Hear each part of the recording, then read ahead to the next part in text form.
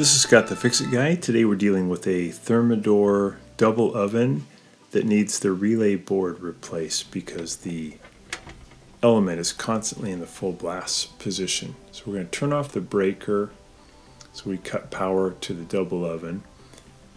Yeah, it's just constantly burning food because it turns on and it won't turn back off because the relay is stuck. So we're going to replace the relay board.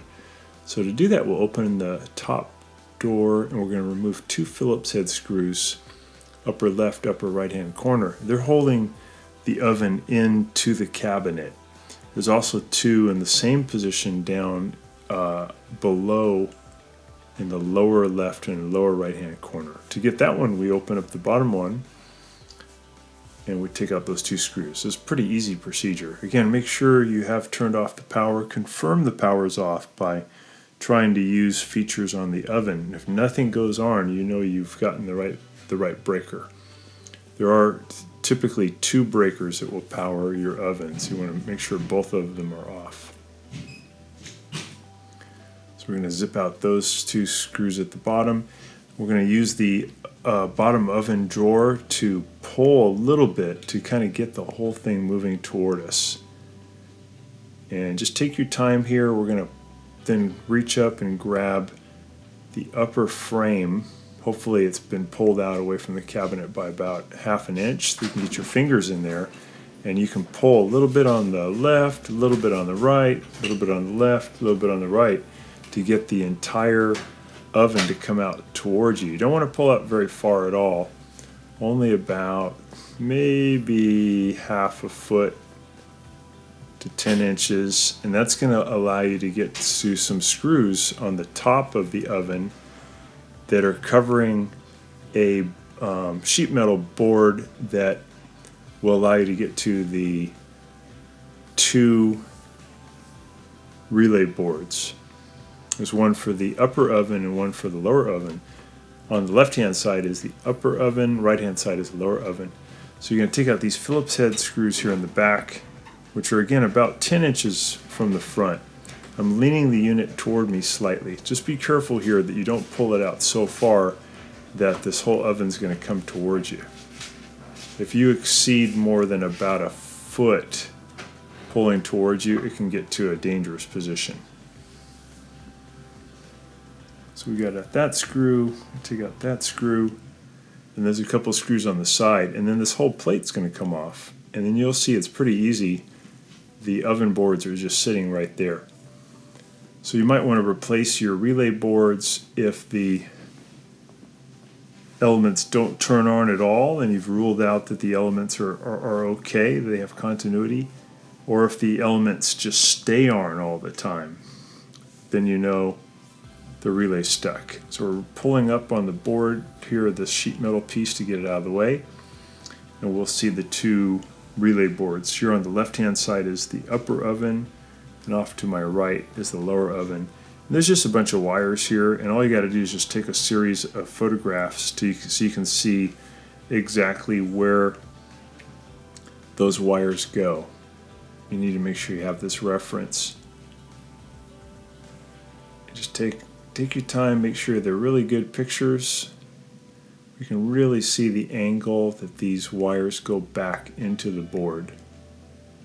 And once we have these good pictures, we're going to just remove each one of these spade connectors. You can do it by hand, or I usually use a pair of needle nose pliers to help me.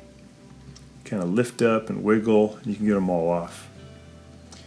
And we would like to just replace this with a brand new board, but for most of these Thermador double ovens, they no longer make the relay boards. So we're going to send it out to a company that will revitalize the board with new components and then send it back to you, which costs about $150 and typically takes a couple of weeks.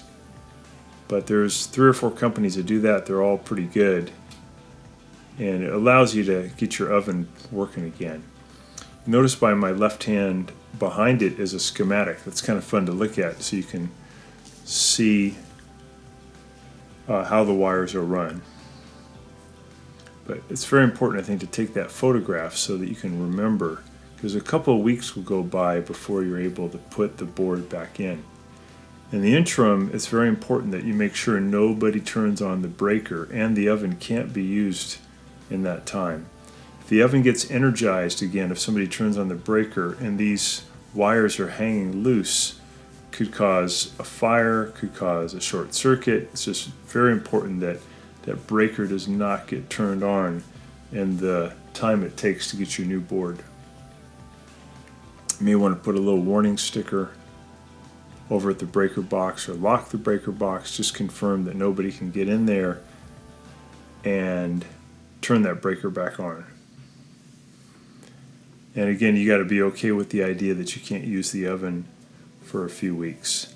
The other choice is to buy a used board from a company that will, like eBay, that will give you a money back guarantee, that verify that the board is still working. The bad side of that is you don't know how long that board's going to last.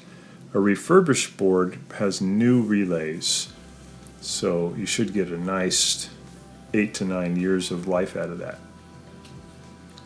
But you may be in a position where you need the oven right away, and then it makes more sense to buy the used boards, which are typically around the same price as the 150. So I'm just reaching in, getting all these wires to let go with the needle nose pliers. Gives me a little help. This is typically up pretty high. I'm a tall guy, but if you need to stand on a stool so you can get a better leverage point, I think that's smart. So these are really good ovens, and these relay boards, you know, they over time relays tend to, it's an electromechanical device, they tend to stick. Sometimes they stick in the off position, sometimes they stick in the on position, and either way it basically disables your oven. So I'm pulling out these modular connectors, kind of wiggle them up and out. And then there's just one Phillips head screw holding the board in position. And once you take out that screw, you can just pull the board right out. Got all the wires off. So you can see there's that one little screw there. Loosen that one, and then pull the board to your right, and it'll lift out.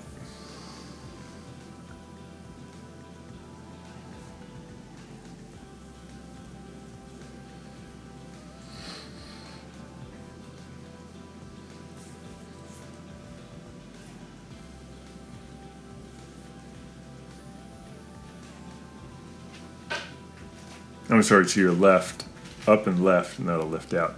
Here's one of the companies that can refurbish your board for you.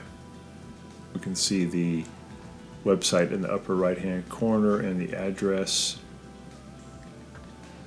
And this is the part number for this particular Thermador oven. And again, this is for the upper oven. And same procedure for the lower oven, but it's on the right hand side. So once you get that all out, make sure again that no one's going to turn that power back on, because you can see these wires are just sitting there, and energized, it could cause some problems. I'm going to put this sheet metal cover back in position, and then I'm going to push the oven back in and secure the screws so that it's in a safe position until I get the new one.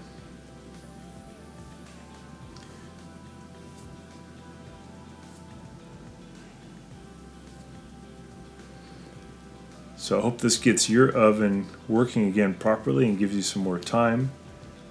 And please subscribe to our channel when you get a chance. Thanks for watching.